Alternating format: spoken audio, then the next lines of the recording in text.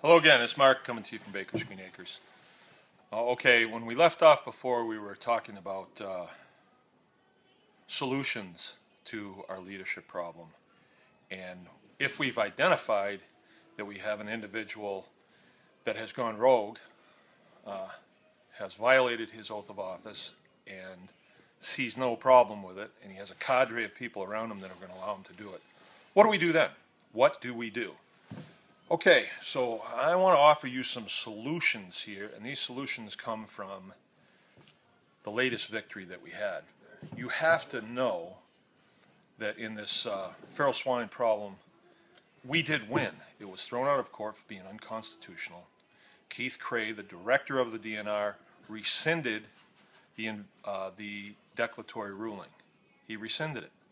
Now, it didn't feel like we had a victory because they had a judge that said, well, we don't see any laws that have been broken, and he let it go at that, and my attorney didn't say anything, so that's where that ended. And it didn't feel like a victory, but however, if you talk to the Attorney General's office now, they're going to say that matter has been settled, but it hasn't. It hasn't. And here's why. The Attorney General has violated his oath of office. And, you know, we're pretty decent about this. We'll let, you know, we've brought it to his attention. We're willing to let him, you know, back up a little bit and say, hey, yeah, that was the wrong thing to do, and we shouldn't do that. But they're not going to do that. They've dug their heels in, and they're like, we don't care what you think. Okay. Well, like I said, we are the employer. The oath that they take is actually the contract between us and them. The contract that Bill Schuette swore was to protect and defend the Constitution. And obviously he hasn't done that. Here's what worked. Here's what worked during our struggle. We had numbers. Every time we were in a court of law, we had a lot of people show up. You remember the day that everybody showed up, but Harry Martin didn't show up. It looked real bad for the Attorney General's office when their lead guy just didn't show up because it was snowing out, and the judge told him to go home, but he didn't tell all the other people to go home. You know? Another thing that worked was we singled people out. What they have done is they've tried to act like wolves. Wolves will generally single a weaker member of a herd out of, say, caribou or elk or something like that. They'll generally try to single them out and take them down. Who did they single out? I mean, they're not even very good wolves. They thought they were singling out a sheep, but they actually singled out a wolf. But we need to do that with them. One of the reasons we pick the targets we do is because we know that there's problems within their organization that are very easy to push. Like with Harry Martin, him flipping out in the court of law. The guy did me a lot of favors by doing that. And I knew he was a soft target, so I pushed him. And you need to do that. See, this is what I'm telling you works, so we need to do this.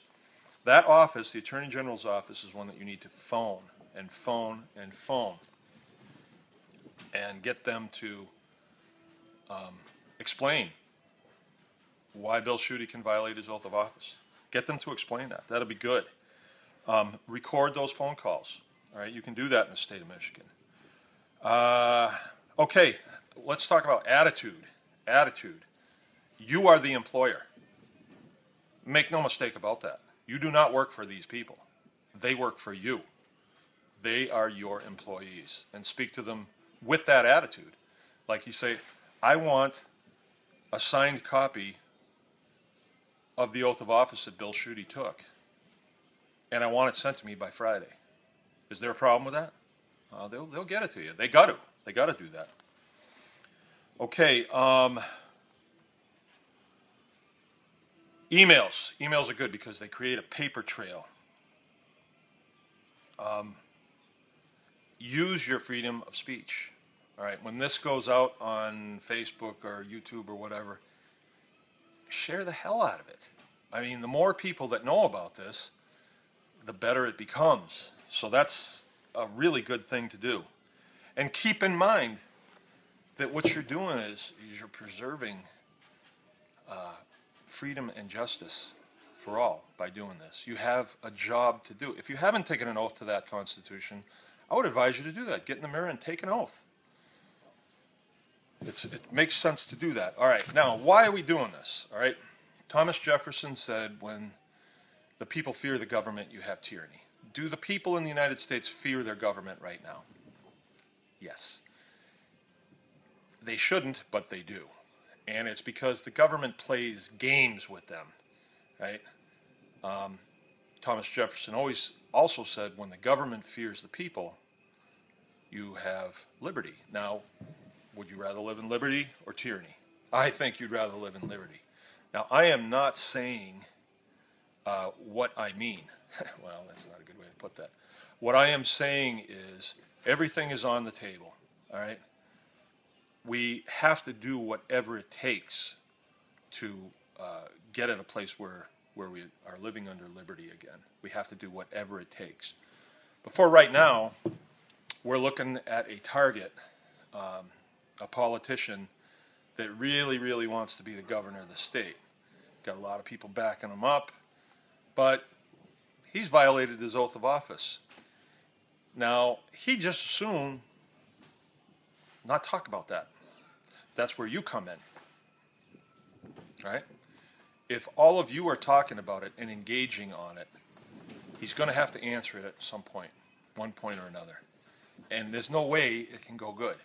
There's no way. So maybe that could be the crack or the initial fissure that we need to start getting to a point where we can grab politicians by the throat and say, you violated the Constitution, you're done, you're gone, out. Because, as I said, and I encourage you again to go through this Constitution, the Bill of Rights, whether you are an ultra-lefty, liberal, Prius-driving type, or you're the total redneck, church-going, right-winger, Sarah Palin-loving type, you're all going to agree that the Bill of Rights works for you. And I've tried it out because I have people on both sides that I'm friends with. And I always bring this up in conversation. Does anybody have problem with, the Third Amendment? Does anybody have problem with the Fourth Amendment? Anybody? Anybody? No, no one does. This works. This Bill of Rights definitely works for our freedom.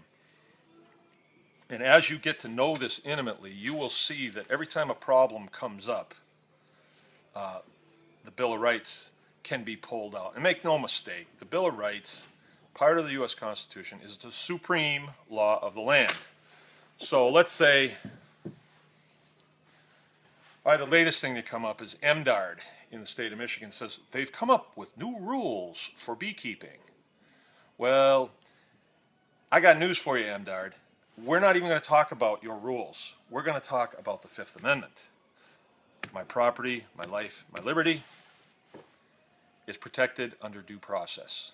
So unless you come up with a law, right, we don't want to hear it, and we're going to ignore you, and we have the right to do it. As a matter of fact, we have the duty to do it. So you don't have an argument. It's only when we engage in it and we start talking about straight tails, curly tails, and species and all that baloney that we go down this road that never ends. What we should have done, in our case, with the Attorney General, is in the court of law said, is this the supreme law of the land? Yes or no? And if it is, you want to take my pigs away? Do you have a law to do it? Well, no. But we have a policy. Not good enough. You're out of here. And it would have been a moot point. But what we did was we allowed lawyers to frame the argument. And remember, lawyers are getting paid so long as there is an argument.